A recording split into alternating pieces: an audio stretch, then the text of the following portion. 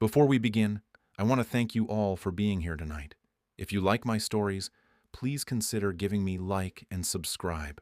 It means the whole world to me. Enjoy the stories, and I hope you get the scare you're looking for. It all started with a friend request, not on Facebook or Instagram. Those are too traceable.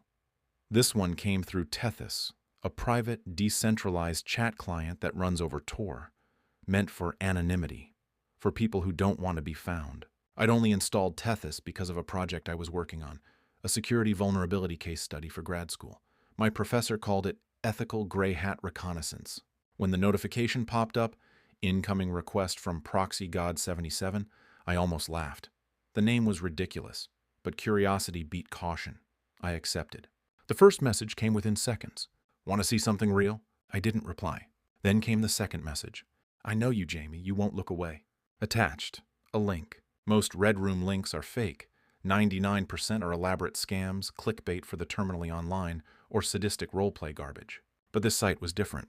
No flashy intro, no edgy music, just a clean black interface and a red countdown timer. Below it, a line of text. Next broadcast live tonight. Invite only. A password field, nothing else. I didn't have the password. So I closed the tab, turned off my laptop, tried to forget it. But I couldn't. I didn't tell anyone, not even my roommate, Tyler. We'd been best friends since sophomore year. Shared everything from games to coding projects to borderline nihilistic humor. Tyler was smarter than me, better with systems architecture, but lazy in that genius sort of way. He spent most nights in the apartment basement, said it was quieter there. I didn't think much of it. Until that night. I went downstairs to grab a Red Bull from the fridge. Tyler's door was closed, as usual.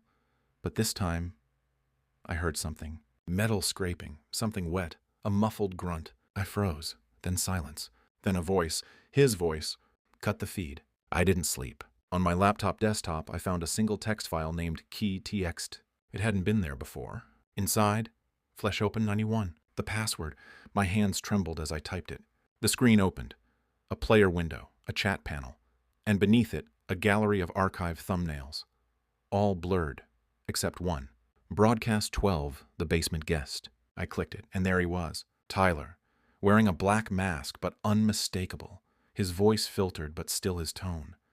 The camera panned to someone tied to a chair. A man, gagged, eyes wide with terror. Tyler whispered instructions to the audience. They paid in crypto.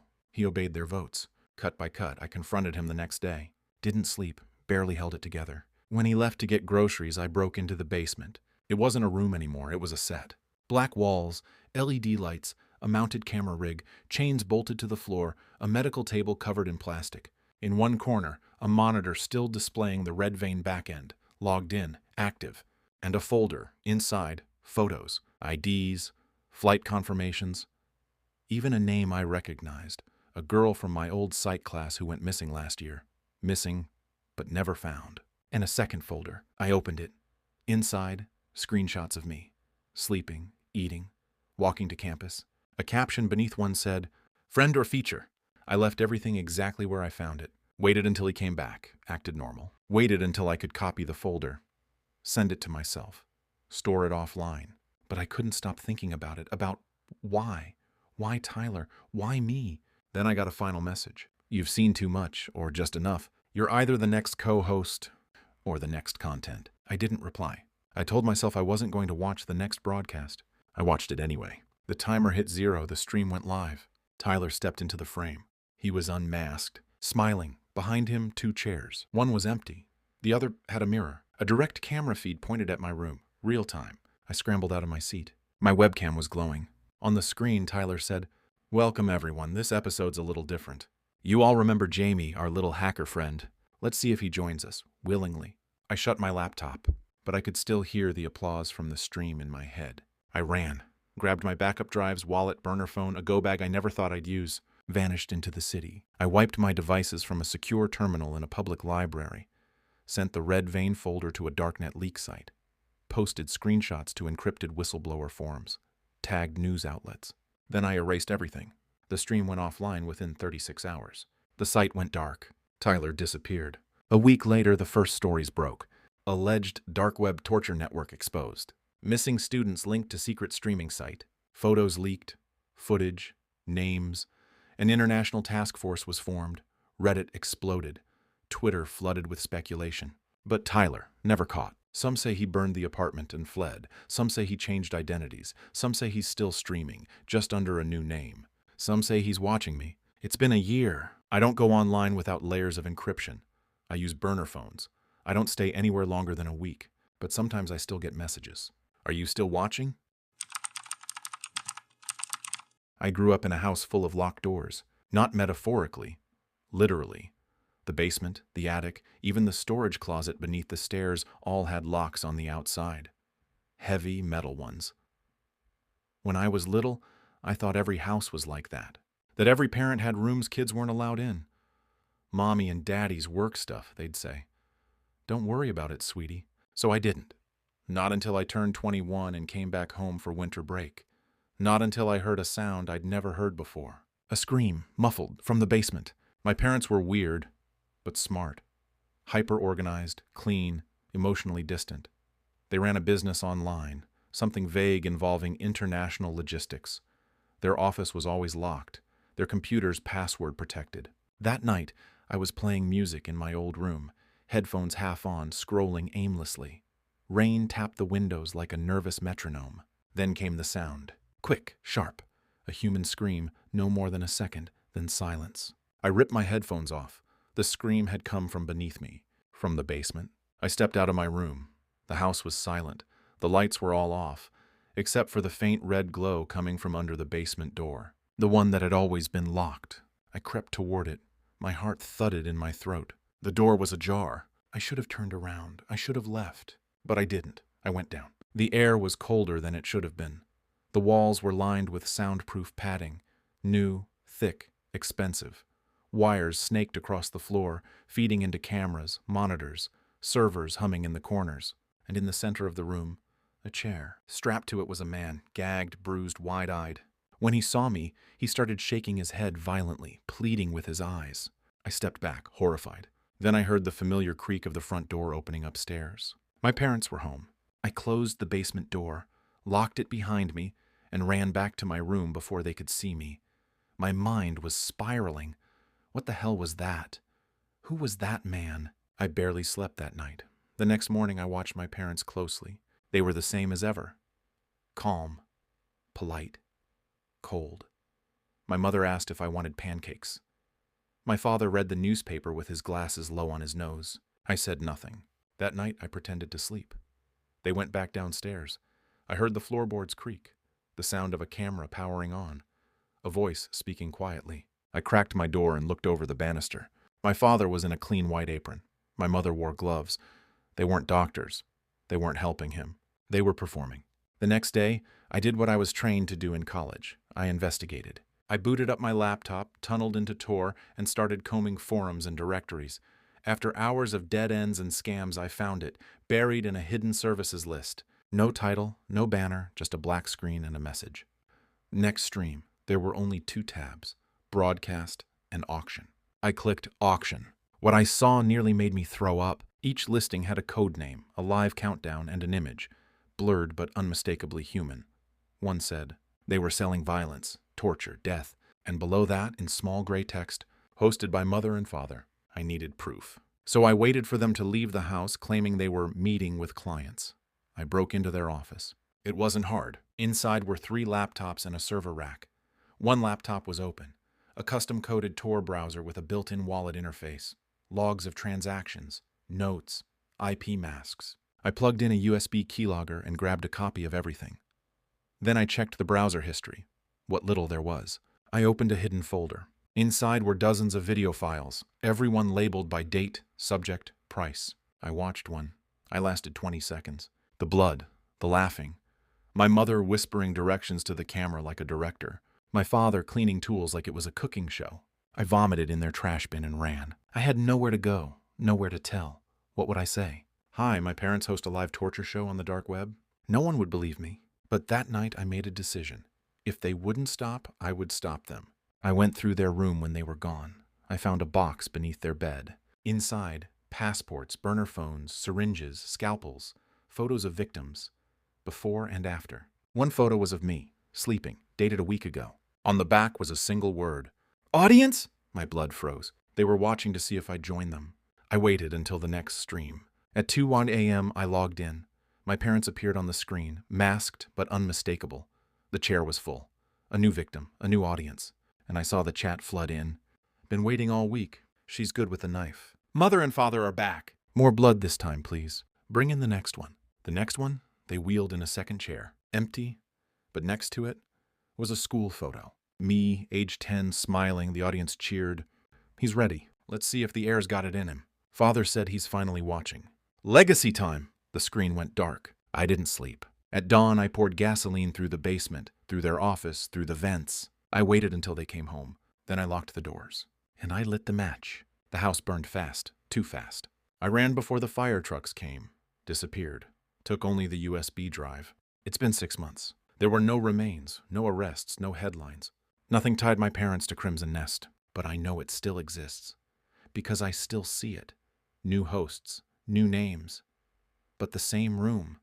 The same voice sometimes, distorted through filters. Sometimes I wonder, did they survive? Sometimes I wonder, am I becoming them? Because some nights I log back in, not to stop it, just to watch, and sometimes I feel myself smile, just like they did. You always think you'll know when something is wrong, that there'll be a sudden shift in the air, a scream, a shadow, something. But evil doesn't always arrive with thunder. Sometimes it wears a familiar face. Sometimes it smiles. I found out about the Red Room by accident. It wasn't supposed to happen. I was just doing what I always do.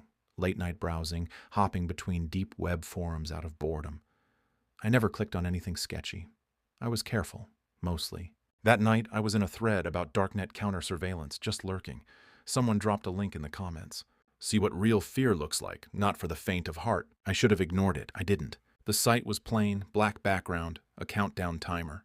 And beneath it, a red button. Join Live Chat. Morbid Curiosity 1.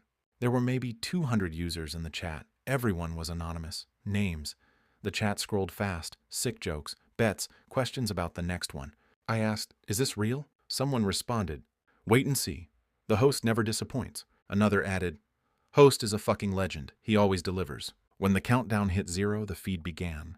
The screen flickered, then the camera turned on. A room, white-tiled floor, stained. A surgical table, straps, a drain in the center. A plastic-wrapped figure lay limp on the table. Gagged, breathing, and then he entered. The host, wearing a plain black mask, face hidden, gloves on. His voice came through the modulated speaker, calm, low, devoid of emotion. Tonight's guest is nameless, faceless like the rest of us, but you'll remember her. He picked up a scalpel. The chat erupted. I sat frozen, heart pounding. I watched for maybe 30 seconds, then closed the tab, hands shaking. It had to be fake. Had to be. Right? I told my friend Aiden the next day. We met for lunch at our usual place, a quiet ramen joint near campus. He'd been my friend for 4 years. Tech genius, master prankster, and dark humor addict. I figured if anyone would know if what I saw was real, it'd be him. I think I found a real Red Room, I said. I don't know if it was fake or... He raised an eyebrow. Red Rooms? Thought we were past that creepypasta stuff. I saw it, live. And the host. He said something, I don't know. His voice stuck with me. Aiden slurped his noodles. Dude, there's no way that shit's real. You were probably just tired. Maybe he was right. But 2 nights later, I found a recording of the stream on a hidden archive site. I played it again. This time I closed my eyes and focused on the host's voice. It was distorted, yes. But beneath the modulation, I could hear it. The cadence, the way he dragged out the word nameless. It was Aiden. I didn't want to believe it. I convinced myself it was coincidence. Paranoia. The mind hears what it wants. That's what I told myself. Until I saw the USB drive. Aiden came over for pizza and drinks one night. Just like old times. He crashed on the couch. I noticed his backpack half open. A small, unlabeled USB drive sat in the pocket. When he went to the bathroom, I grabbed it, plugged it into my laptop after he left. Password protected, of course. I cracked it after 5 hours. Inside were video files. Dozens of them, all named by dates. I played one. The same room, the same host, a new victim, a new broadcast. The date was from 2 nights ago. The host spoke, clearer this time. This one begged for someone to notice. Let's make her unforgettable. There was no distortion on his voice. It was him, Aiden. I stopped eating. stopped sleeping.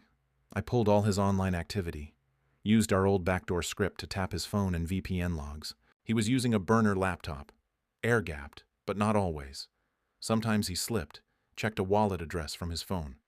I tracked it to a series of crypto transfers, massive ones, paid in Monero, converted anonymously. One of the recipient accounts? He was the host. He wasn't just streaming horror. He was profiting from it. I confronted him the next night. Not directly. I sent him an anonymous Tethys message. "Nice work last stream, host. Your voice filter's slipping." He replied in minutes. "Who is this? You have no idea what you're playing with. Block me now and forget, or next time you're the guest." I stared at the screen for a long time, and then I typed, "See you next stream." I followed him for 3 nights. He always left around 1 a.m., backpack slung over one shoulder, hoodie up, walked 2 blocks, then disappeared into an old warehouse district. No cameras, no witnesses. The 4th night, I followed him in. I waited until he was inside, then crept up to a window. What I saw chilled me. The room from the stream. Identical, even worse, the cameras were live. Another person was in the chair, unconscious. Aiden was prepping tools, speaking softly into a mic. I recorded everything, every second. Then I called the cops. Blocked number. Gave them the address. Said there was a kidnapping in progress. I left before they arrived. 2 days later, the news broke. Local man found dead in abandoned building. No evidence of criminal activity found. They called it suicide. Said Aiden overdosed. No mention of a red room. No victims rescued. No signs of the studio. Everything was wiped clean. His apartment? Empty. Hard drives destroyed. Servers burned. And the USB? Gone from my desk. Weeks passed. I tried to move on. But one night I got a message on Tethys. No sender name. Just a file. I opened it. The video was dark. Then a whisper. "You called them. You ended the show." Static. A flicker of a face. Aiden's face. Eyes open, dead, pale. "But the show never ends." Then came the final words whispered. "See you soon, Jamie." I don't sleep much anymore. I moved twice, wiped everything. But the videos keep showing up. Flash drives in my mailbox. QR codes taped to my windshield. Every file ends the same way. A camera feed. Zooming in on me. Sometimes I think I hear his voice through my walls. Sometimes I think I see movement behind my webcam when it's off. I used to think I could stop it. Now I wonder, was the red room ever his, or was it waiting for me? I wish I could say this started with noble intentions, that I was a journalist or a hacker hell-bent on justice. But the truth is, I was just bored. A computer science dropout with a knack for breaking into things I shouldn't. Servers, security systems, forbidden corners of the internet. The dark web at first felt like a haunted house built of code. I knew the risks, but curiosity doesn't care about consequences. And that night, early March, cold rain rattling my apartment windows, I clicked on a link I shouldn't have. It was a simple invite, no description, just a black screen, a timer counting down. Red room? Probably fake, I thought. Most of them are. Kids trying to shock people, scammers preying on morbid fascination. But something about the page felt different, too polished, too deliberate. There was a chat box, hundreds of users waiting, joking, betting, whispering names and phrases that didn't make sense to me yet. One username stood out, Bleed Theory. A chill ran down my back, not because of the name, but because I knew it. Bleed Theory was the gaming handle of my friend Mason. We'd been friends since freshman year, bonded over coding, Call of Duty, and our shared love of urban legends. Mason was smart, reckless, and a little too into creepypastas. He once joked that he wanted to build a haunted website that fought back. I laughed it off. After college, we drifted. He got into crypto. I got into freelance pen testing. We saw each other maybe once a month, usually over drinks. He always seemed a bit off lately. Thinner, jittery, like he was carrying some terrible weight. But I never suspected this. At 2 a.m. sharp, screen shifted. A dimly lit room appeared. Concrete walls, chains on the floor, a metal chair in the center. A masked figure entered, hooded, tall, movements deliberate. They wheeled in someone bound and gagged. The chat exploded with excitement. My blood went cold. Was it real? Could it be? I watched in horror as the masked person circled the victim, displaying tools on a tray. A scalpel, a branding iron, a hammer. One message flashed in the chat. Tonight's guest asked too many questions. I exited the site. Immediately. My hands were shaking. My mouth was dry. Maybe it was a sick game. Maybe it was staged, but deep down I knew. That was Mason. I couldn't let it go. I tried confronting him, asked what he'd been up to, made some offhand joke about weird sights. He laughed. "Dark web's just for edgelords," he said, but his eyes didn't match his words. Over the next week, I dove deep. I monitored the Room 191 Onion address, traced IPs from chat users. Almost all were masked through Tor relays, but one, just one, pinged locally, from within my city. A VPN leak or a mistake? I hacked deeper. Eventually, I traced it to a private server hosted under a dummy LLC, registered 2 years ago. Physical address, a rundown warehouse on the edge of town. I drove there, alone. The warehouse looked abandoned, but a side door had a keypad, freshly installed. I waited until dusk, then watched from my car. Black SUV pulled up. Mason stepped out. I watched as he typed the code and disappeared inside. I returned the next night, armed with gloves, a burner phone, and bolt cutters. I broke in through the back, heart pounding so hard I could barely hear. The warehouse was cold and dead quiet, but beneath the main floor I found stairs leading down. New concrete, fresh wiring, LED panels glowing faintly. Room 191 wasn't just a website. It was a physical place. I crept through the hallway. Every door I passed was numbered. I peeked in. Cameras, soundproof walls, a surgical chair, blood stains. On a monitor nearby I saw file names. The last one had Mason's real name in the metadata. I took photos, as many as I could. Then I ran. I went to the police. They didn't believe me. "Photoshopped," they said. "You broke into private property. That's a felony." So I did what Mason would do. I hacked Room 191. I found the source code, the transaction logs, the IP relays, and deep inside one of the encrypted folders, I found something I wish I hadn't. A live feed archive. I clicked on one, thinking it might help the case. It opened with a countdown, then static, then a face. Bound, gagged, eyes swollen shut. I recognized her. She was a missing girl from 2 months ago. Her poster was still up in the subway. The footage was dated 3 days after her disappearance. I vomited on my keyboard. I met Mason one last time, told him I needed help with a script. He smiled and said, "Old times?" We met at my place. When he came in, I locked the door. I didn't accuse him right away. I needed to see his face when I said it. "Room 191, I said. "I found it." He froze, then smiled. Not a smirk, a slow, cold, clinical smile. "You were always too curious," he said. "You should have stopped." "Why?" I asked. "Why this?" He shrugged. "There's always an audience. You can code, you can entertain. I chose both. People pay to feel power. I just gave them a show. You killed them. They were lost already. Runaways. Addicts. No one cared. Until now." He reached into his pocket. I thought it was a gun. It was a flash drive.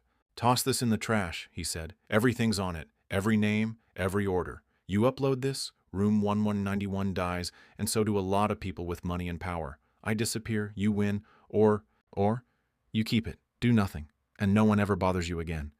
I took the drive. He walked out. I uploaded everything to a secure server. Released it anonymously. The fallout was nuclear. Room 191 vanished overnight. News outlets picked it up. Reddit exploded. There were arrests. Mason's name leaked eventually. He disappeared before the police could catch him. Vanished like smoke. They never found the warehouse. They never found the victims' bodies. But the internet doesn't forget, and neither do I. Every night I still see Room 191. Still hear the static before the screaming. Still wonder how many others watched without acting. Still wonder how many more rooms are out there. I never expected to find horror buried beneath lines of code. The dark web, for me, had always been a curiosity, a place I dipped into with caution, mostly out of boredom, sometimes for research, but never, ever for what I eventually found. It began on a cold Thursday night, the kind where the silence in your apartment feels too loud. My name is Dylan, and at the time, I was a cybersecurity student who occasionally took freelance jobs tracking down ransomware sources. It was during one of those gigs that I stumbled into a forum buried beneath multiple onion layers, a locked thread simply titled Harvest Room. The access was encrypted. Most wouldn't even notice it existed, but once you decrypted it with a specific PGP key, one I had by accident thanks to a corrupted file I pulled from a previous job, you could read everything. What I saw wasn't just disturbing, it was surgical, methodical. Posts from users bragging about acquisitions, preservations, procedures. It was like Reddit met a butcher's journal. But one post chilled me more than anything else. User Silent Umbra. Second successful preservation. Acquired subject from Route 49. Same pattern, same disposal protocol. Trophy secured. Route 49. That was 15 minutes from my apartment. A girl went missing there 2 weeks ago. The news hadn't said much. Just a brief mention of another college student vanishing without a trace. I kept reading. Photos were attached, but encrypted. I downloaded one, decrypted it in a sandbox environment, and when the image resolved, I froze. It was a picture of a room. Small steel table in the center. Surgical lights overhead. A black duffel bag in the corner, its zipper open just enough to reveal something pale inside. But what made my stomach churn was what hung on the wall. A University of Hartwell hoodie, exactly like the one my best friend Nathan always wore. Nathan and I had been close since high school. He was the kind of guy who never raised his voice, never lost his temper. He was reliable, charming in a quiet way, and always there when I needed him. We went to the same university, shared an off-campus apartment for a while, even took some of the same coding classes. Lately, he'd been distant. He said he was working a lot, contracting for some private security firm, but I never saw him actually working. Just disappearing at weird hours and returning exhausted, sometimes with bloodshot eyes. I chalked it up to stress. We all had our weird coping mechanisms. Mine was poking around hidden forums. His might have been drinking or night drives. Until now, I had no reason to suspect anything darker. But that hoodie, that damned hoodie, was one of a kind. I'd given it to him after I burned a hole through mine in a lab accident. He kept it ever since. The more I looked, the deeper the nightmare went. Silent Umbra posted every 3 weeks like clockwork. Always on a Thursday, always around 3 a.m., and always detailing some procedure. There were maps, logistics, even diary-like entries about how beautifully still they were once it was over. I needed proof. So I hacked into the IP logs of the forum. Easier than you'd think when half the users don't mask properly. One IP stood out. It wasn't local, not exactly. It was routed through a VPN, but part of it pinged from a familiar ISP, one that serviced our university. I narrowed the timestamp, cross-referenced it with the only device I could think of, Nathan's laptop. So one night, while he was out, I broke into his room. I knew his password. He never changed it. Rayman420. Typical Nathan. I opened his terminal. His Tor browser was locked, but I had ways around it. He'd been on Harvest Room. Not just once, dozens of times. He was Silent Umbra. There were screenshots saved locally, journals, dates, victims, even raw footage. I didn't open the videos. I didn't need to. Instead, I copied everything to an encrypted flash drive and left without touching anything else. I wanted to believe it was all some sick game, some alternate reality forum or role play. But deep down, I knew Nathan was a murderer. I didn't go to the cops right away. Not because I was afraid, but because I didn't know what to say. Hi, my best friend is probably a serial killer and I found evidence on the dark web. Also, I broke into his room. Yeah, that would go well. So I waited. I watched him. I noticed how he always kept one duffel bag in the trunk of his car. How he avoided questions about where he went at night. How his eyes lingered a little too long on missing persons reports. The final straw came when I saw him packing the duffel at 2 a.m. I followed him, kept my lights off, drove half a mile behind. He stopped at an abandoned gas station near Route 49. He wasn't alone. There was a girl, late teens, scared, clutching her phone. He talked to her gently, like a rescuer. Probably told her he was helping her get home. She got in his car. I called the cops from a burner phone and kept my distance, heart pounding, every instinct screaming at me to do something. 15 minutes later, they swarmed him, guns drawn, sirens screaming. They yanked him from the car. She ran, crying, into an officer's arms. They arrested Nathan on the spot. The investigation revealed everything. The room in the photos was real, beneath a storage unit he'd rented under a false name. Police found remains, journals, tools. 3 confirmed victims, 1 survivor. He never confessed, not even during the trial, but the evidence spoke for itself. My flash drive was Exhibit A. They sentenced him to life without parole. It's been 2 years now. I still have nightmares. The internet is a strange place. Most people think of the dark web as a myth, a hacker's fantasy or horror movie gimmick. But it's real, and it's not the drugs or weapons that make it terrifying. It's the people hiding in plain sight. I never imagined the monster I'd find would wear the face of my best friend. I never thought the horrors I stumbled across on a screen would lead me to the person I used to trust most. I still poke around the dark web sometimes, carefully, cautiously, and sometimes I wonder, how many more silent Umbras are still out there? How many are hiding behind warm smiles and quiet laughs? How many are waiting for their next Thursday? Thank you for listening. Hope I didn't scare you too much. If you like my stories, please consider giving me a like and subscribe. See you next time.